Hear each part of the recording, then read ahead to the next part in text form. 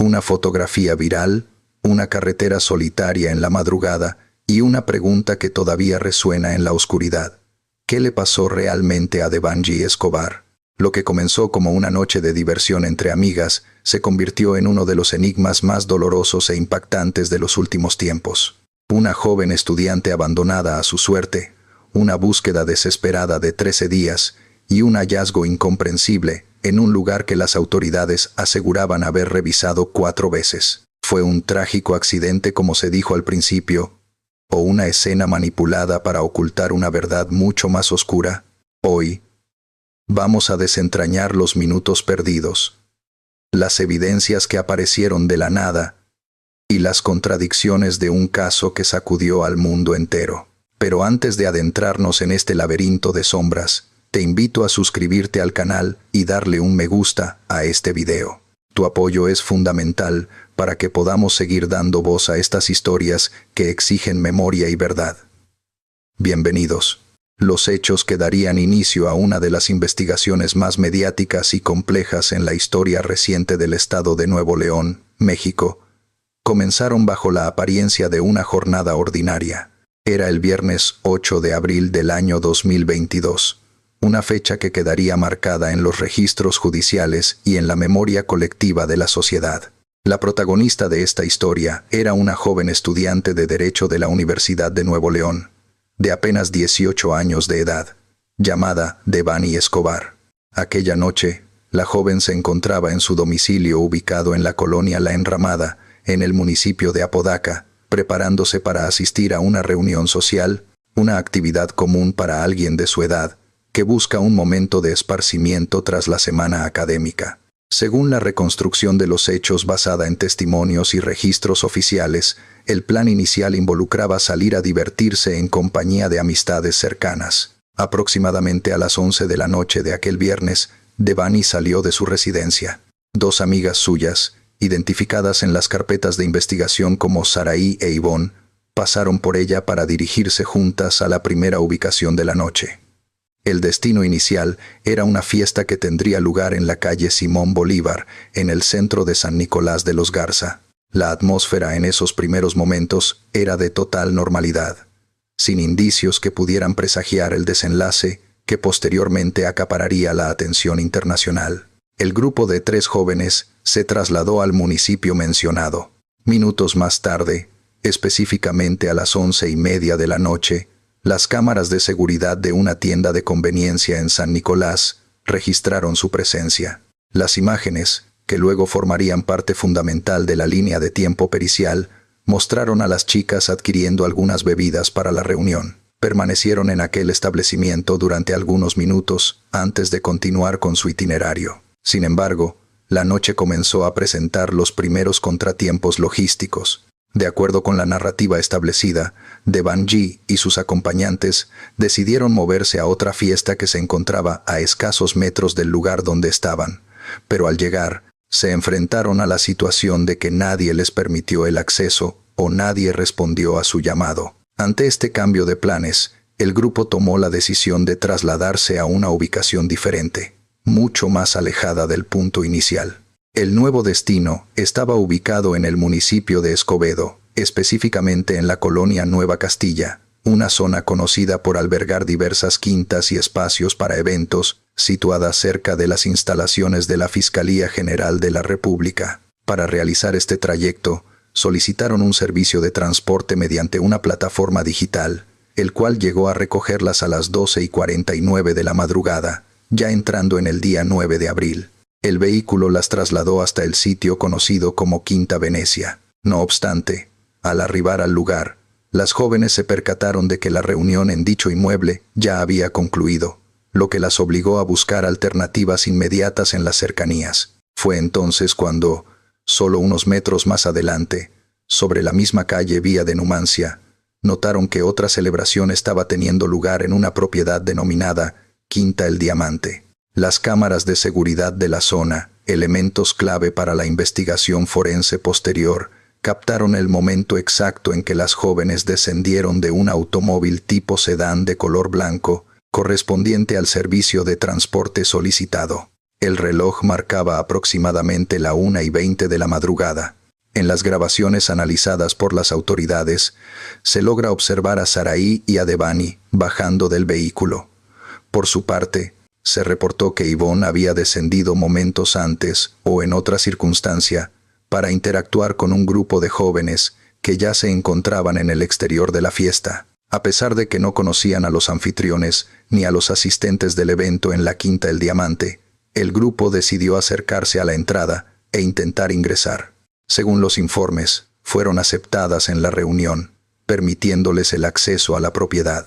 Este momento marca el punto de inflexión, donde la narrativa de una noche festiva comienza a tornarse confusa debido a las interacciones que ocurrirían en el interior. 9 minutos después de su llegada, una cámara captó a Devani caminando sobre la acera en dirección opuesta a la entrada, para luego regresar segundos después por el mismo camino, una conducta que los analistas del caso han intentado interpretar sin llegar a un consenso absoluto sobre su motivación. Todo parecía transcurrir sin incidentes mayores, hasta que el tiempo avanzó considerablemente. A las 3:45 de la madrugada, las cámaras de vigilancia registraron una salida abrupta de Devani del lugar. En las imágenes se observa a la joven salir corriendo de la quinta, seguida por un individuo del sexo masculino que intentaba detenerla. La interacción física captada en video muestra que la joven, visiblemente alterada, intentó defenderse o apartar al sujeto, llegando a manotear para liberarse. El joven le bloqueó el paso, lo que derivó en una discusión visible. Acto seguido, Sarai y otro joven se acercaron a la escena para intervenir y averiguar qué estaba sucediendo. La conmoción generada por la discusión atrajo la atención de otros asistentes, provocando que un grupo más amplio de personas se aproximara para presenciar el altercado. En las declaraciones recabadas posteriormente por la Fiscalía, uno de los testigos refirió que, durante este intento de calmar la situación, Devani habría reaccionado de manera defensiva, llegando a morder a uno de los presentes que intentaba contenerla. Es crucial destacar que, minutos antes de este incidente, alrededor de las 3:29 de la madrugada, Yvonne ya había tomado medidas para asegurar el regreso a casa. Ella había contactado nuevamente al conductor de la plataforma digital que las había llevado, a quien horas antes le había solicitado su número telefónico personal para gestionar el viaje de retorno fuera de la aplicación, una práctica que, aunque riesgosa, es común para evitar las tarifas o esperas de la plataforma. El conductor les indicó que se encontraba cerca del área y que tardaría entre 10 y 15 minutos en llegar a recogerlas. A las 3:55 de la madrugada, el auto blanco fue captado nuevamente por los sistemas de seguridad, llegando al punto de encuentro para recoger a las pasajeras. Inmediatamente, se observa a Devani acercarse y abordar la parte trasera del vehículo. Sin embargo, en un giro de los acontecimientos que sería severamente cuestionado por la opinión pública, Sarai y otros sujetos se acercaron al conductor para darle indicaciones, tras lo cual el vehículo se puso en marcha llevando únicamente a Devani, dejando atrás a las amigas de la joven en la fiesta. Este fue el instante definitivo en que Devani se separó de su círculo de confianza. El automóvil avanzó por la carretera, alejándola del entorno de la fiesta y adentrándola en la soledad de la ruta hacia Laredo. Posteriormente, a las 4:17, el auto fue captado nuevamente por otra cámara de seguridad. En dichas imágenes se puede observar lo que aparenta ser una discusión o un desacuerdo entre Devani y el conductor, ya que la joven comienza a realizar movimientos con las manos, sugiriendo una inconformidad o una situación de estrés dentro de la cabina.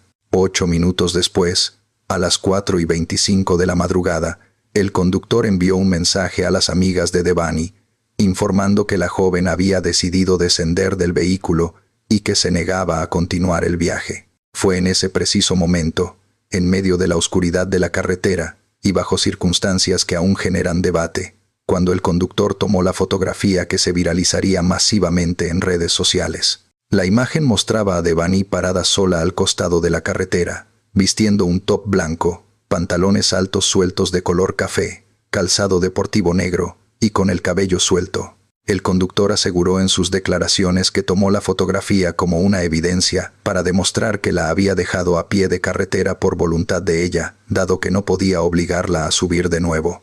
La comunicación entre el conductor y las amigas continuó brevemente. Ellas le pidieron que llamara a una patrulla, pero él respondió que ya se había retirado del lugar para seguir trabajando. Minutos después, el chofer regresó a la avenida, pero Devani ya no estaba en el punto donde la había dejado. Nuevamente avisó a las amigas sobre la desaparición de la joven del lugar visual. Eran las 5:16 de la madrugada cuando las conversaciones entre el chofer y las amigas de Devani cesaron definitivamente.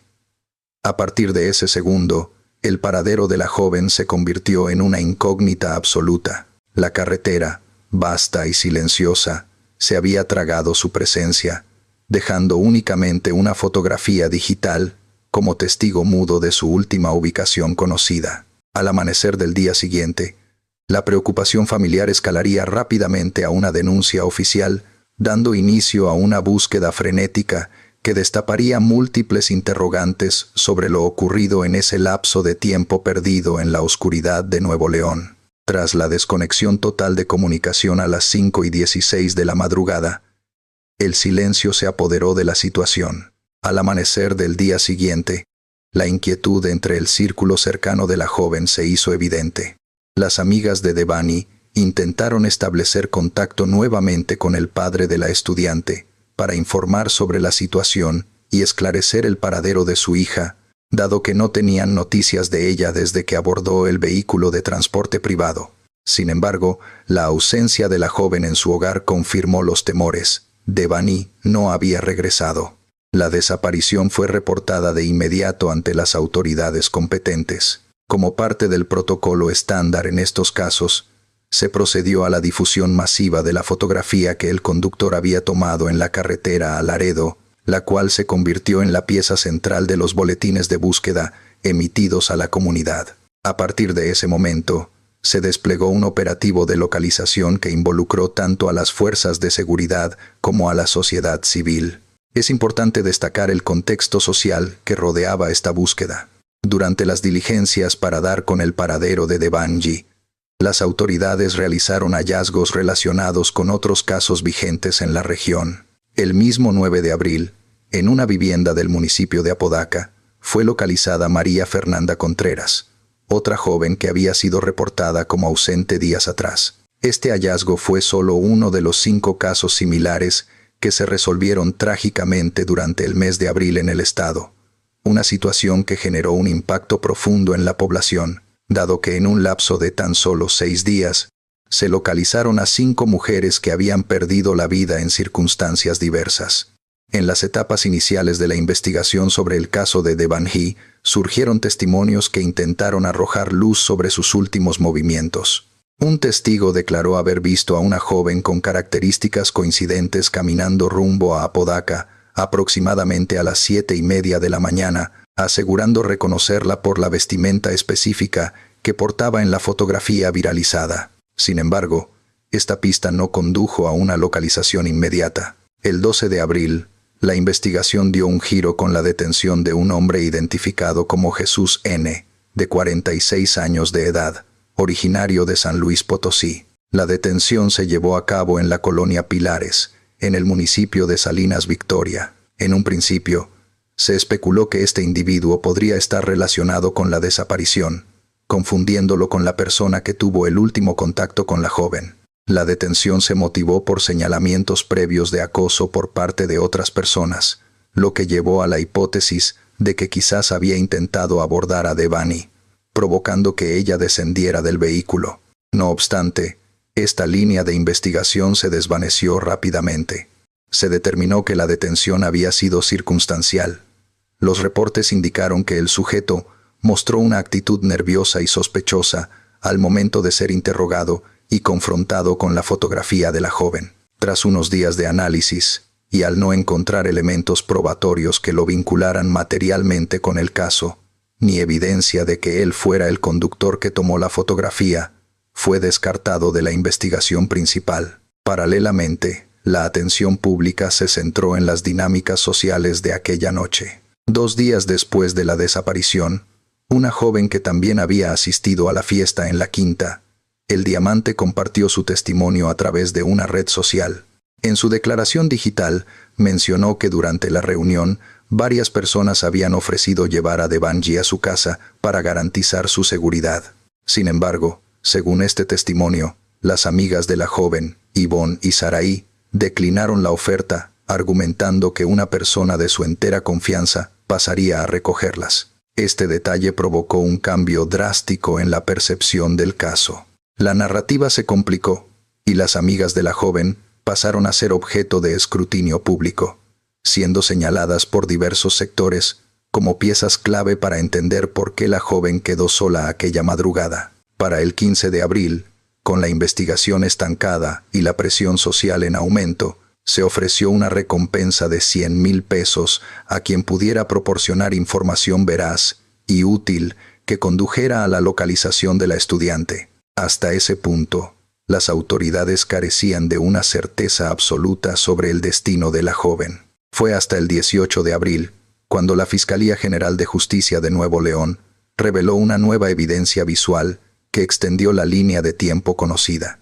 Se dio a conocer un video captado a las 4:29 de la madrugada, es decir, 4 minutos después de que se registrara la fotografía en la carretera. En estas imágenes se observa a Devani caminando por el camellón central de la vía, dirigiéndose hacia la empresa de transportes de carga internacionales Alcosa. En la grabación se aprecia cómo la joven intenta cruzar la calle y logra esquivar un vehículo que transitaba en ese momento, para luego subir nuevamente al camellón y caminar hacia la fachada de la empresa de transportes, punto donde su rastro visual se desvanece. La existencia de este video generó la hipótesis inmediata de que la joven había acudido a dicha empresa en busca de auxilio. Aunque las cámaras de seguridad de la compañía no registraron su ingreso formal ni su salida, este lugar se estableció como el último punto geográfico donde se tuvo evidencia de su presencia con vida. Con la esperanza de encontrarla, las autoridades centraron sus esfuerzos en este sitio, sospechando que la empresa podría tener información relevante o estar involucrada involuntariamente en la desaparición. El 19 de abril, las autoridades ejecutaron una orden de cateo en las instalaciones de la empresa de transportes Alcosa. Los peritos inspeccionaron los automóviles y los tráileres estacionados en el predio, además de acceder a la totalidad de los registros de las cámaras de seguridad internas. A pesar de la exhaustividad de la diligencia, no se lograron obtener hallazgos que permitieran localizar a la joven en ese lugar. De forma simultánea, se abrió otra línea de investigación basada en datos técnicos. Se realizó un cateo en un complejo de apartamentos ubicado en la unidad habitacional Condominio Constitución, en el centro de Monterrey, a unos 22 kilómetros del lugar de la desaparición. Esta acción se derivó de informes de inteligencia que señalaban que el sistema de posicionamiento global, o GPS, del dispositivo móvil de la joven había mostrado actividad de geolocalización en ese sector 2 días antes de los eventos principales. Además, los datos técnicos indicaban que el GPS también había registrado actividad en las inmediaciones del motel Nueva Castilla, un dato que cobraría una relevancia fundamental en los días posteriores. Al día siguiente, los equipos de búsqueda, integrados por autoridades, voluntarios y binomios caninos, intensificaron las labores en la zona de la carretera a Laredo. Se inspeccionó un arroyo cercano y un pozo ubicado en un terreno baldío contiguo al motel Nueva Castilla, cerca de donde se le había situado por última vez. Incluso, personal de servicios de agua y drenaje de Monterrey participó en las labores para drenar y revisar dicho pozo, agotando todas las posibilidades en el área exterior. Sin embargo, al concluir estas maniobras, el resultado fue negativo. No se encontró ningún rastro de Devanji en el terreno baldío. La investigación parecía topar con pared, mientras la angustia familiar y la exigencia de respuestas por parte de la sociedad continuaban creciendo. La jornada del jueves 21 de abril se perfilaba como un día decisivo en los esfuerzos de localización. A solicitud expresa de Mario Escobar, padre de la joven, se integró a las tareas de rastreo un equipo especializado de la Comisión Nacional de Búsqueda. Ese día, Un grupo de voluntarios se concentró nuevamente en las inmediaciones del lugar donde se perdió el rastro digital de la estudiante, extendiendo el perímetro de inspección hacia zonas aledañas que no habían sido revisadas con profundidad. Sin embargo, al caer la tarde, la dinámica de la búsqueda cambió drásticamente tras recibir un reporte proveniente del interior del motel Nueva Castilla. Los empleados del establecimiento notificaron a las autoridades tras detectar indicios irregulares en la zona donde se ubicaban las cisternas en desuso. Ante esta notificación, se dio aviso inmediato a los mandos operativos, quienes procedieron a acordonar el perímetro para restringir el acceso y preservar la escena. Minutos después de iniciar la inspección en el punto señalado, los equipos de respuesta localizaron un cuerpo en el interior de una de las estructuras de almacenamiento de agua. Debido a la complejidad del acceso y la naturaleza del hallazgo, en un primer momento no fue posible determinar la identidad de la persona de manera visual inmediata. Fue necesaria la intervención de un equipo de buzos especializados, quienes se trasladaron al lugar para realizar las maniobras de recuperación del cuerpo con el debido cuidado y respeto a los protocolos forenses. Una vez que el cuerpo pudo ser recuperado de la profundidad, se procedió a la inspección preliminar de los elementos externos. Fue en este momento cuando se identificó que la vestimenta coincidía plenamente con la que la joven portaba la noche de su desaparición. El padre de la estudiante logró confirmar que se trataba de su hija al reconocer un objeto personal muy específico que ella llevaba consigo, un crucifijo. Esta confirmación visual marcó el fin de la esperanza de encontrarla con vida y el inicio de una etapa de duelo y exigencia de justicia. Este descubrimiento desató una ola inmediata de indignación y cuestionamientos hacia la eficacia de los operativos previos. La propiedad del motel Nueva Castilla había sido registrada por las autoridades en al menos 4 ocasiones anteriores desde el inicio de las investigaciones. Incluso, desde el principio, el motel había sido considerado un punto de interés prioritario. Cuando los investigadores solicitaron originalmente las grabaciones de seguridad, el personal del establecimiento aseguró que dichas cámaras no almacenaban video y que su función era exclusivamente de monitoreo en tiempo real, una afirmación que posteriormente sería reevaluada. Debido al tiempo que el cuerpo permaneció sumergido en el agua, el cual se estimó en casi 2 semanas, las condiciones físicas dificultaban una identificación facial directa, por lo que, a pesar del reconocimiento de la ropa y las pertenencias, las autoridades establecieron que era imperativo confirmar la identidad de manera científica mediante pruebas de material genético. El cuerpo fue trasladado a las instalaciones del Servicio Médico Forense el 22 de abril para la práctica de la necropsia de ley. Horas más tarde, la Fiscalía confirmó oficialmente que se trataba de la joven desaparecida.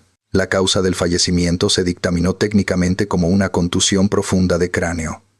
En términos llanos, la joven perdió la vida a consecuencia de un impacto severo en la cabeza. A partir de este dictamen, surgió la primera versión oficial de los hechos, la cual sugería que la estudiante podría haber caído accidentalmente al interior de la cisterna, momento en el cual su teléfono celular perdió la señal. Según los informes preliminares, el cuerpo no presentaba otros signos de violencia física evidentes, más allá de los traumatismos compatibles con una caída.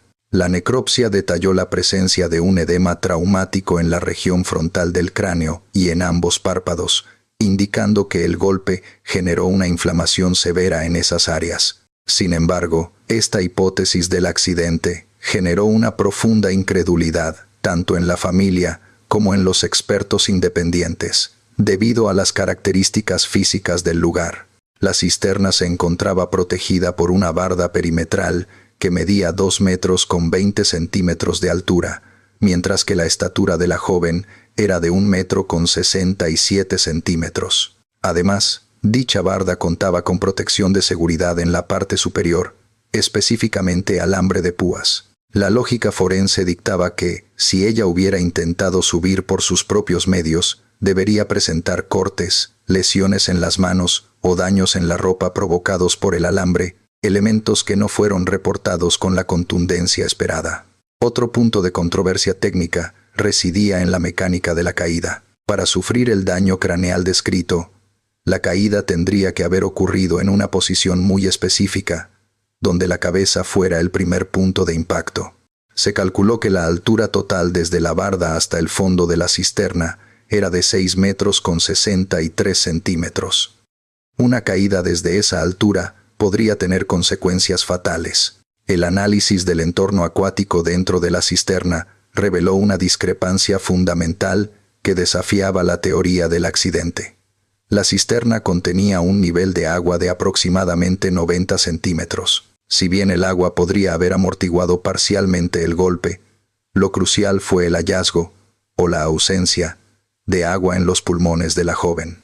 Los análisis forenses se centraron en determinar si hubo aspiración de líquido, un factor clave en este tipo de sucesos. Sin embargo, el coordinador forense señaló la inexistencia de agua en los pulmones de la víctima. Esta ausencia de líquido en el sistema respiratorio indicaba científicamente que la joven no respiró bajo el agua. La interpretación de este dato sugería que, al momento de entrar al agua, ella ya no contaba con signos vitales, o que el fallecimiento ocurrió de manera súbita, antes de la inmersión. La versión oficial intentó explicar esto, sugiriendo que quizás la joven cayó, se puso de pie y permaneció en el lugar hasta perder la vida. Pero esta narrativa no concordaba plenamente con la severidad de la contusión craneal ni con la ausencia de líquido estomacal o pulmonar característico de estos escenarios. Adicionalmente, se presentaron inconsistencias sobre la ubicación de las pertenencias.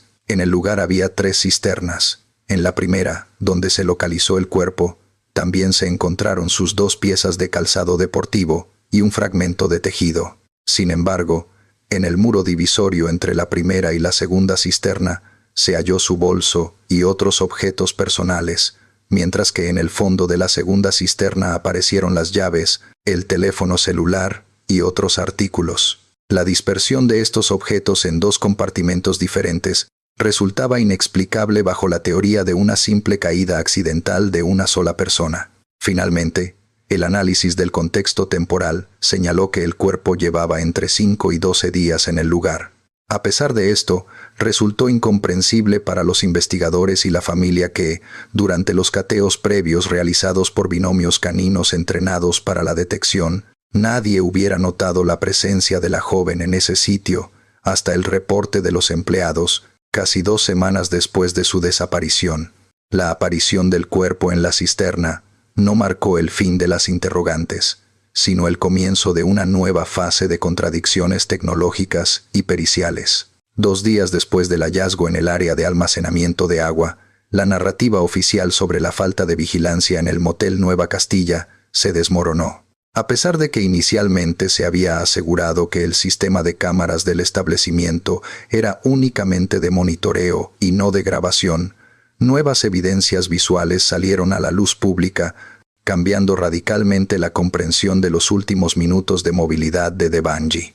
La fiscalía presentó grabaciones recuperadas que mostraban una perspectiva inédita.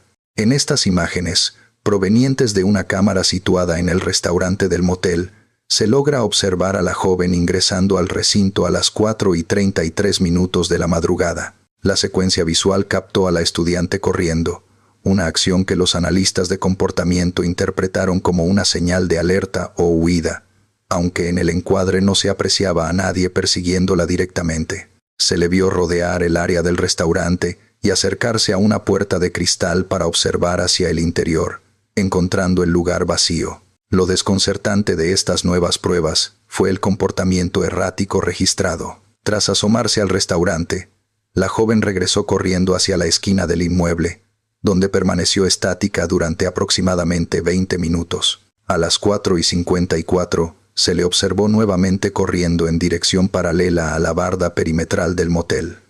Este instante se convirtió en el último registro visual oficial de la joven con vida. Aunque surgieron teorías en redes sociales sobre un vehículo que se detenía y una persona que lo abordaba en el exterior, la fiscalía descartó posteriormente esa línea de investigación tras interrogar a los involucrados en dicha maniobra vehicular. Mientras el análisis de los videos avanzaba, la atención mediática regresó con fuerza hacia la figura del conductor del transporte privado. Nuevas imágenes filtradas a un medio de comunicación nacional mostraron un momento dentro del vehículo donde el conductor extendía su brazo derecho hacia la parte trasera, a la altura del pecho de la pasajera. Este gesto fue interpretado por gran parte de la opinión pública como un acto de acoso, lo que habría motivado a la joven a descender del auto en plena carretera. Ante la presión de estas acusaciones, el 27 de abril, el conductor, identificado como Juan David, decidió romper el silencio y ofreció una entrevista a los medios de comunicación para presentar su versión de los hechos. En su defensa, negó categóricamente haber acosado a la joven y explicó que el movimiento de su brazo tenía como único propósito facilitarle un cable para que ella pudiera cargar la batería de su teléfono celular. Para sustentar su testimonio, reveló grabaciones de audio realizadas durante el trayecto, en las cuales se escuchaba a la joven expresar frases sobre sus padres y la verdad, aunque en un tono que el conductor describió como incoherente y derivado de un estado inconveniente. Sin embargo, la controversia más profunda no residía en el testimonio del conductor, sino en la causa científica del deceso. La familia de la joven rechazó la conclusión inicial de la fiscalía, que apuntaba a un accidente. Ante las inconsistencias, el padre solicitó la intervención de peritos externos para realizar una segunda necropsia que pudiera arrojar luz sobre las verdaderas causas del fallecimiento. El 12 de mayo, el caso dio un vuelco definitivo cuando se filtraron los resultados de este segundo análisis forense independiente. El documento reveló detalles que contradecían frontalmente la versión del accidente. Según este nuevo informe, la joven presentaba múltiples lesiones en la cabeza causadas por un agente contundente, con diferentes ángulos de impacto, lo que permitía deducir que no se trató de un solo golpe por caída, sino de una acción violenta y repetida, ejercida por otra persona. El hallazgo más revelador de este segundo estudio fue la confirmación de que la joven falleció antes de entrar al agua. Los especialistas determinaron la ausencia de líquido en la tráquea y los bronquios, descartando por completo la asfixia por sumersión. Esto significaba que la joven ya no contaba con signos vitales cuando fue introducida en la cisterna.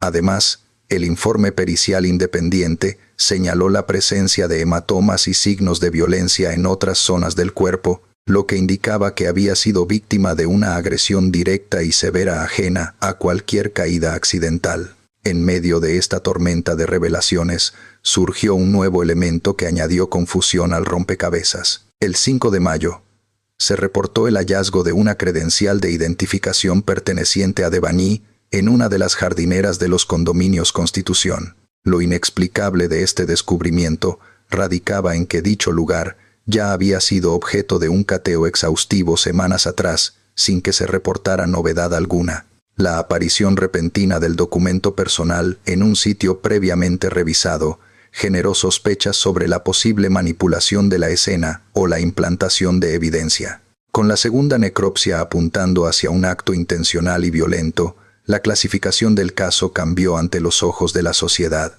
Ya no se hablaba de un infortunado accidente en la oscuridad, sino de un evento trágico provocado por la intervención humana, donde la víctima sufrió agresiones físicas contundentes antes de ser ocultada en el depósito de agua.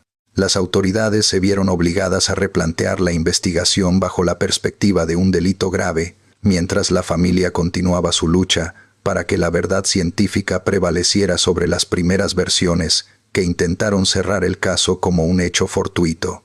A medida que la investigación oficial avanzaba entre rectificaciones y nuevos hallazgos forenses, el caso trascendió los tribunales para instalarse en el dominio de la opinión pública digital. La falta de respuestas claras por parte de las instituciones generó un vacío informativo que fue rápidamente llenado por la comunidad en Internet. Miles de personas comenzaron a formular sus propias hipótesis, creando un escenario de confusión donde se mezclaban datos verificables con especulaciones sin fundamento. En este contexto, surgieron diversas teorías y menciones en redes sociales sobre posibles personas de interés, aunque sin confirmación oficial inicial, aunque las autoridades no confirmaron formalmente su vinculación directa en las etapas iniciales. Uno de los elementos más inquietantes que captó la atención de los observadores civiles fue el descubrimiento de material audiovisual relacionado con el motel Nueva Castilla. Se identificó un video de carácter aparentemente promocional, difundido en plataformas digitales, el cual estaba musicalizado con una canción titulada Para poder llegar a ti. Lo que despertó las sospechas no fue la publicidad en sí, sino el enfoque visual de la grabación. La cámara se detenía de manera específica en la habitación 174.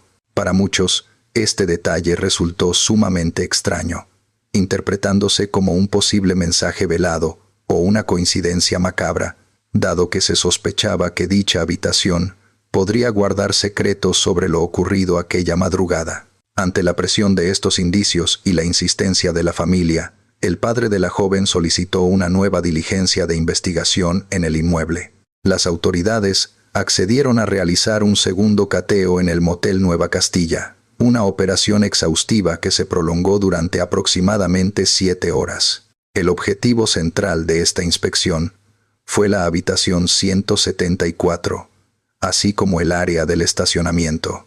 Los peritos utilizaron reactivos químicos especializados, conocidos técnicamente como Blue Star, diseñados para revelar la presencia de rastros biológicos que pudieran haber sido limpiados o que no fueran visibles a simple vista.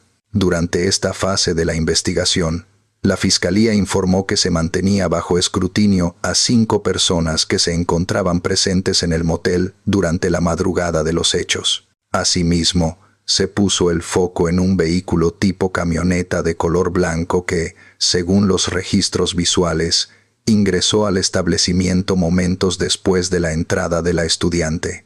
Estos elementos sugerían que el motel no estaba tan desierto como se había pensado inicialmente, y que existía la posibilidad de testigos o participantes que no habían sido interrogados con la profundidad necesaria. Paralelamente a las investigaciones en el motel, la familia de la joven exigió no cerrar la línea de investigación relacionada con la empresa de transportes Alcosa. La inquietud surgía de un vacío temporal en las grabaciones de seguridad de dicha compañía. Se detectó que, en el momento en que la joven desaparece del rango visual de la cámara de la empresa, existe un corte en la grabación de aproximadamente 8 o 9 minutos. La empresa argumentó que esas grabaciones se habían perdido, una explicación que no satisfizo a la familia, quienes consideraron que esos minutos ausentes podrían contener la clave para entender si la joven tuvo contacto con alguien en ese lugar antes de dirigirse al motel. Por tal motivo, se solicitó un segundo cateo en las instalaciones de la transportista para intentar recuperar la información digital que pudiera haber sido borrada. El desenlace de esta etapa de la investigación estuvo marcado por una fuerte tensión entre la familia y las autoridades estatales.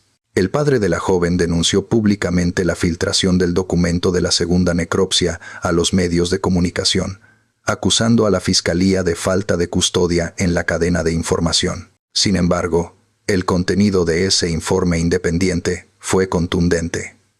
Descartó por completo la hipótesis del accidente y la asfixia por sumersión, señalando que la joven presentaba lesiones craneales y en otras partes del cuerpo que indicaban una agresión directa y externa. El documento pericial independiente concluyó que la joven falleció a causa de una acción violenta ejercida por otra persona y que su deceso ocurrió antes de ser colocada en el agua. Además, se señalaron indicios de vulneración a su integridad personal que confirmaban la naturaleza violenta del suceso, contradiciendo la versión de que no existía violencia más allá de la caída. El caso de Devani Escobar se convirtió en un símbolo de las deficiencias estructurales en la impartición de justicia y la seguridad pública.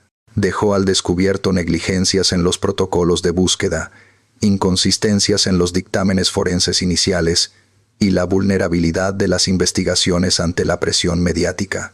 Para la sociedad, y especialmente para su familia, la verdad oficial del accidente quedó desacreditada frente a la evidencia científica que apuntaba a una privación de la vida intencional, manteniendo abierta la exigencia de justicia y memoria, para que hechos como este no se repitan. A medida que las semanas avanzaban, el caso se transformó en un laberinto de versiones contradictorias, donde la lógica parecía ausente. Uno de los episodios más desconcertantes que alimentó la desconfianza pública ocurrió la mañana del 5 de mayo. Ese día, se reportó el hallazgo de una credencial personal perteneciente a Devani en los jardines de los condominios Constitución. Lo inexplicable de este descubrimiento radicaba en la ubicación y el momento. Dicho complejo habitacional se encuentra a más de 20 kilómetros del motel donde fue localizada la joven, y el documento apareció en una jardinera de un edificio que ya había sido inspeccionado previamente por las autoridades sin que se reportara novedad alguna. La aparición de este objeto personal, casi un mes después de la desaparición y en un lugar que teóricamente ya estaba limpio, reforzó la hipótesis social de que la escena podría estar siendo manipulada, o que las evidencias estaban siendo colocadas deliberadamente para desviar la atención. Este hecho se sumó a una larga lista de inconsistencias que impedían cerrar el caso bajo una narrativa coherente. La atención también se volcó hacia el círculo social de la joven. Las dos amigas que acompañaron a Devani aquella noche, identificadas como Yvonne y Saraí, ofrecieron una entrevista televisiva en Monterrey para aclarar su participación y responder a los señalamientos. En su testimonio, relataron que la dinámica de la noche cambió drásticamente cuando Devani supuestamente comenzó a comportarse de manera agresiva y a rechazar la ayuda de quienes la rodeaban. Según su versión, la joven tuvo altercados con otros asistentes a la fiesta y se encontraba en un estado que describieron como fuera de sí, sugiriendo que podría haber ingerido alguna bebida que alteró su conciencia, aunque afirmaron no saber con certeza qué había ocurrido. Sin embargo, las declaraciones de las amigas presentaron vacíos que la opinión pública no tardó en señalar. Ellas aseguraron que, tras retirarse de la fiesta en otro vehículo, intentaron comunicarse telefónicamente con el padre de Devani en múltiples ocasiones, específicamente entre las 3:59 y las 4:30 de la madrugada. Según su relato, esas llamadas nunca fueron atendidas. La contradicción surgió al contrastar esto con la conversación que mantuvieron con el conductor del transporte, a quien le habían dicho previamente que no contaban con el número de contacto de la madre de la joven, pero luego afirmaron haber estado marcando insistentemente al padre. Estas discrepancias sobre la posesión de los números de contacto y los intentos de comunicación generaron dudas razonables sobre la veracidad completa de su testimonio. En medio de este caos informativo, surgió en las plataformas digitales la mención de un personaje apodado El Jaguar. Esta figura cobró relevancia en las discusiones públicas como un presunto implicado, a raíz de conversaciones filtradas y teorías de Internet que intentaban llenar los huecos que la investigación oficial no podía explicar. Aunque las autoridades no validaron de inmediato esta línea como la principal, la insistencia social convirtió a este personaje en un símbolo de las posibles conexiones ocultas que podrían existir detrás del caso, sugiriendo la participación de redes más complejas que simples coincidencias desafortunadas.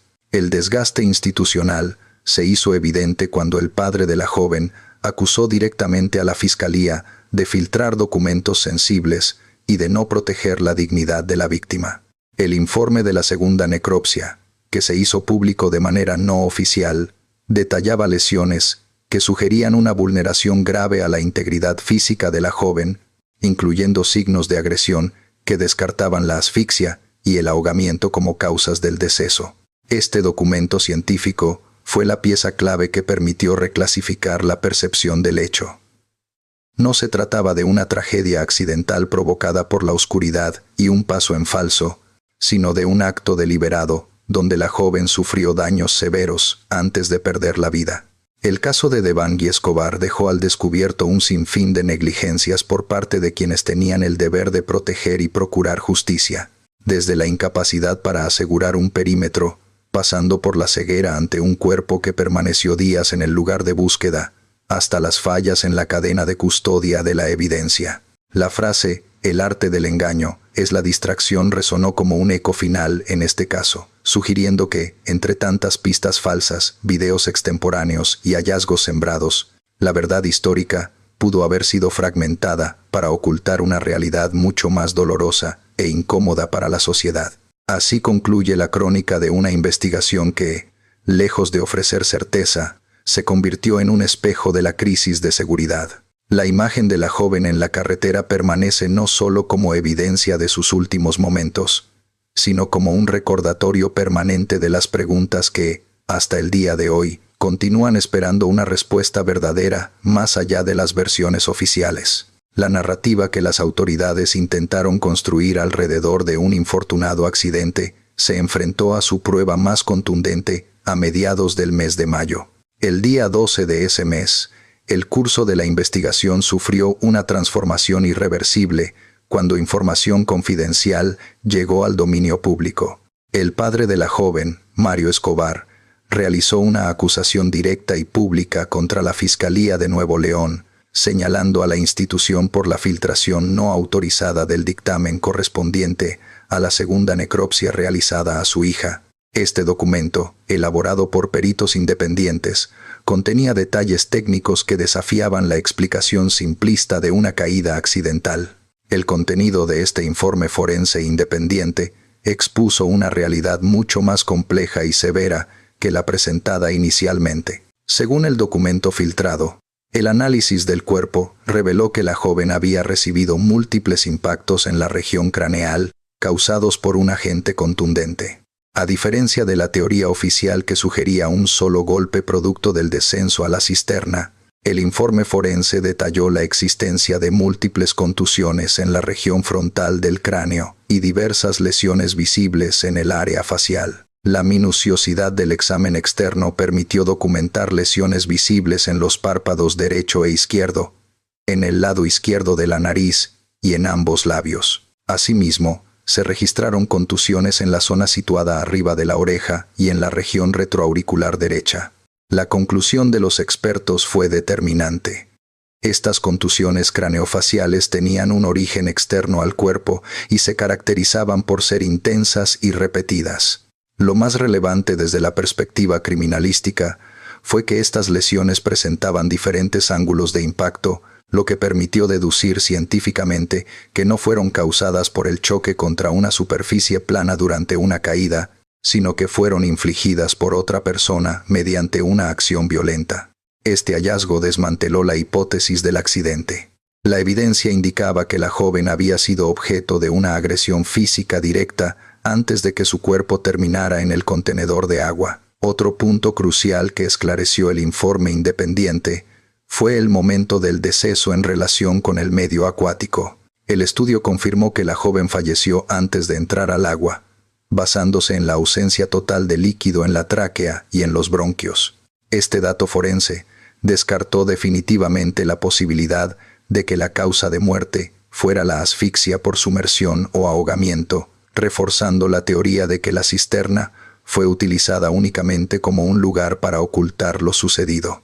Además de los traumatismos en la cabeza, el dictamen independiente abordó aspectos sumamente sensibles relacionados con la integridad personal de la víctima.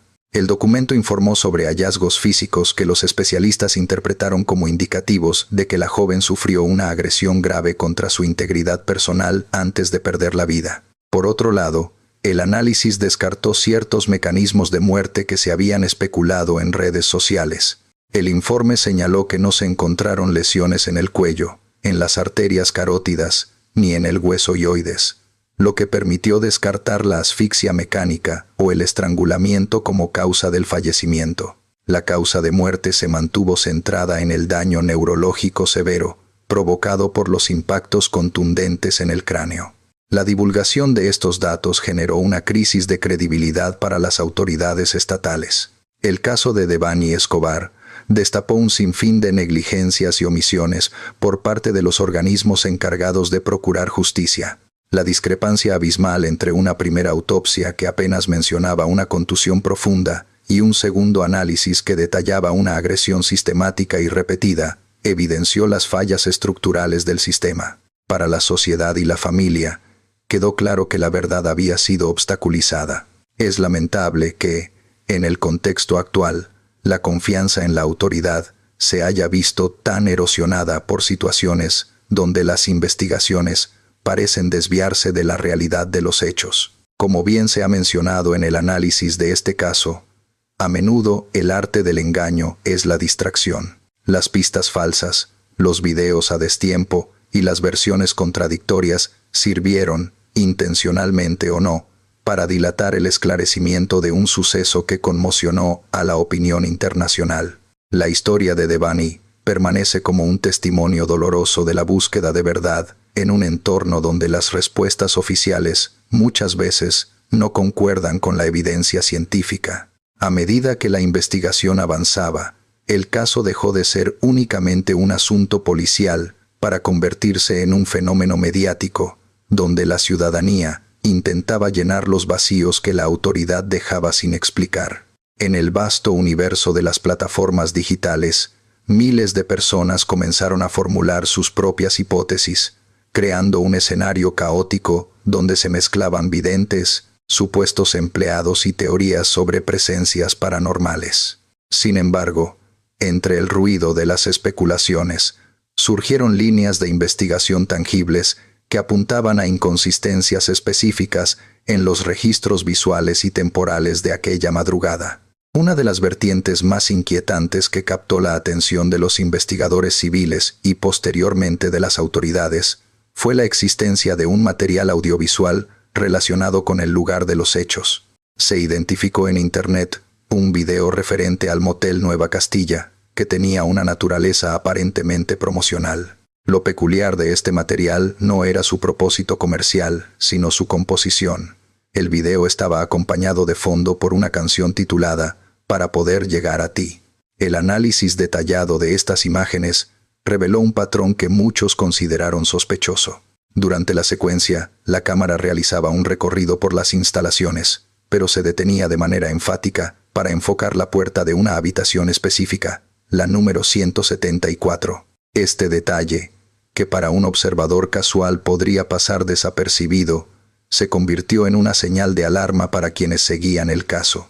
Se generó la teoría de que tal vez algún empleado o alguien con acceso al lugar estaba tratando de enviar un mensaje velado sobre lo que realmente había ocurrido en el interior de esa habitación en particular. Ante la presión generada por este hallazgo digital y la persistencia de las dudas, el padre de la joven solicitó formalmente a la fiscalía la realización de un nuevo cateo en las instalaciones del motel. La diligencia se llevó a cabo y tuvo una duración aproximada de 7 horas. El objetivo central de esta nueva inspección fue examinar minuciosamente la habitación 174 en búsqueda de cualquier indicio biológico o rastro que pudiera haber sido pasado por alto en las revisiones anteriores. Para garantizar la exhaustividad del procedimiento, los peritos utilizaron reactivos químicos especializados, conocidos en el ámbito forense como Blue Star, una sustancia diseñada para reaccionar ante la presencia de restos hemáticos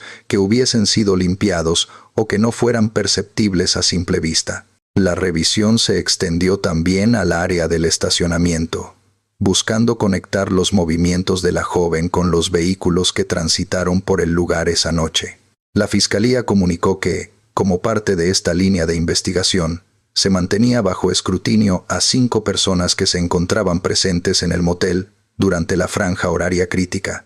Asimismo, se puso atención especial en una camioneta de color blanco, que según los registros de las cámaras, ingresó al establecimiento momentos después de que la joven entrara al predio corriendo. La coincidencia temporal entre el ingreso de la estudiante y la llegada de este vehículo generó interrogantes sobre si existió algún tipo de interacción que no quedó registrada en los ángulos de cámara conocidos. Paralelamente a las incógnitas del motel, existía otro vacío temporal que atormentaba a la familia y a los investigadores independientes: los minutos perdidos en la empresa de transportes Alcosa. La línea de tiempo establecida indicaba que la joven fue vista caminando hacia dicha empresa y luego su rastro se desvaneció antes de reaparecer en el motel. Sin embargo, al revisar las grabaciones de seguridad proporcionadas por la compañía transportista, se detectó una anomalía técnica severa. Se determinó que existía un corte en la grabación de aproximadamente 8 o 9 minutos, justo en el momento en que la joven desaparece del campo visual de la cámara. Cuando se cuestionó a la empresa sobre este lapso faltante, La respuesta fue que dichas grabaciones se habían perdido o no se habían guardado correctamente. Esta explicación resultó insuficiente para el padre de la víctima, quien consideró que esos minutos ausentes podrían ser la clave fundamental para el esclarecimiento del caso. La sospecha de que esas imágenes podrían haber sido borradas deliberadamente para ocultar evidencia motivó la solicitud de un segundo cateo en la empresa Alcosa, con la exigencia de recuperar mediante informática forense aquellos fragmentos de video que fueron suprimidos. El caso se vio envuelto en una atmósfera de desconfianza generalizada. Mientras surgían rumores sobre figuras apodadas como el Jaguar, a quien las redes sociales señalaban sin pruebas formales como responsable de haber privado de la vida a la joven, la realidad procesal mostraba que la verdad estaba fragmentada en pedazos de tiempo perdidos y en habitaciones de hotel que guardaban silencio. La conclusión que muchos extrajeron de este cúmulo de irregularidades fue sombría. La frase «el arte del engaño es la distracción» comenzó a resonar con fuerza entre la opinión pública.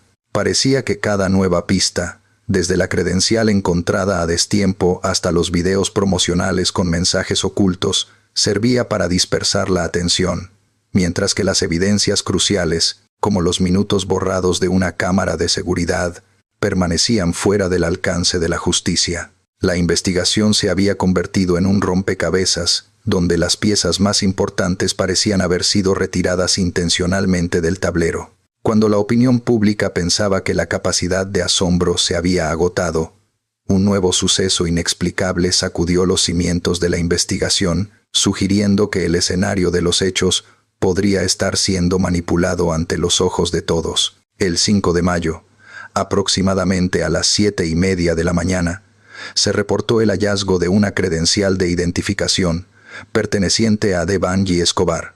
El documento apareció en una de las jardineras del edificio 15 de los condominios Constitución, un lugar que cobró relevancia súbita en la narrativa del caso. Lo verdaderamente desconcertante de este descubrimiento no fue el objeto en sí, sino la temporalidad y la ubicación.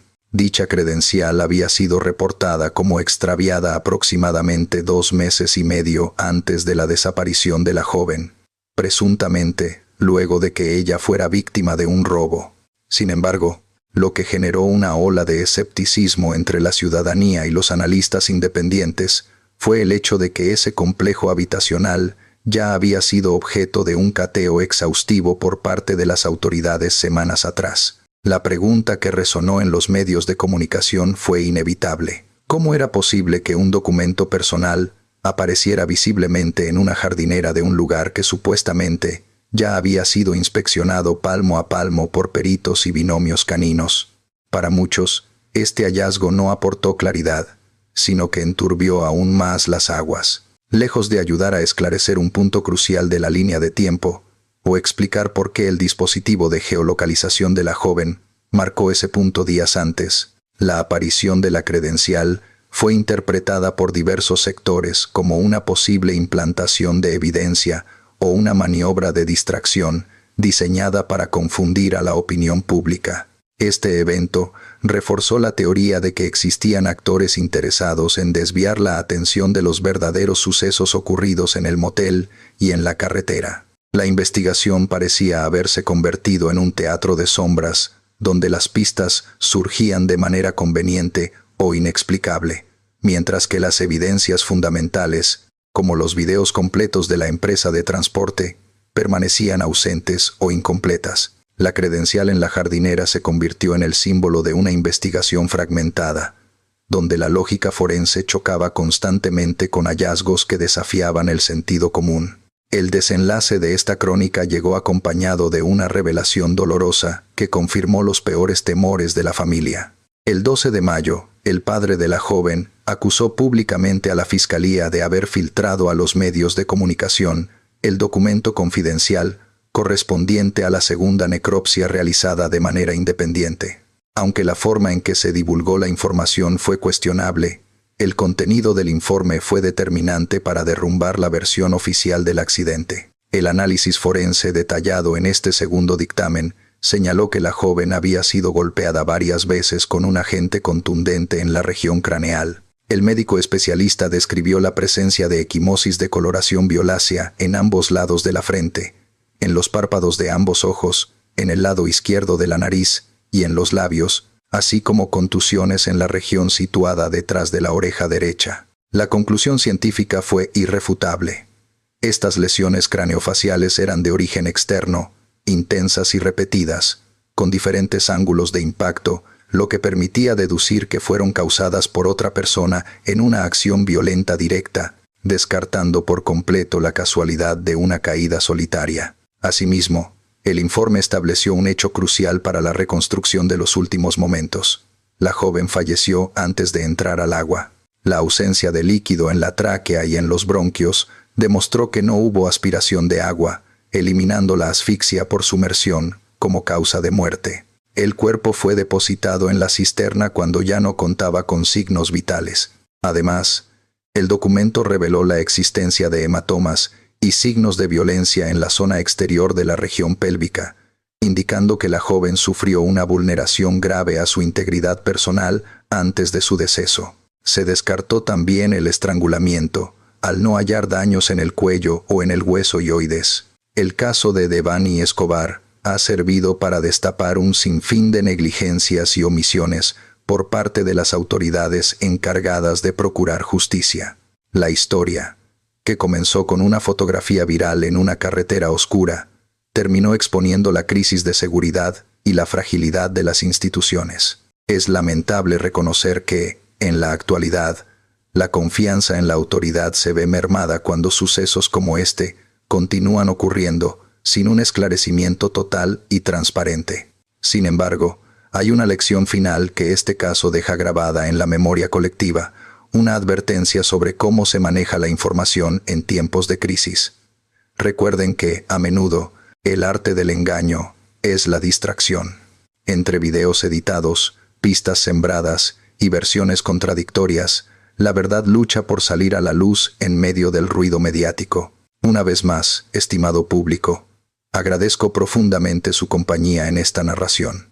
Gracias por brindar un espacio de su valioso tiempo para conocer y analizar un caso más a través de este canal. Si aún no forman parte de nuestra comunidad, les hago la cordial invitación a que se suscriban y se unan a nosotros para seguir explorando los misterios que se esconden en las sombras de la noche. Esto es El Criminalista Nocturno. Hasta la próxima emisión. Buenas noches.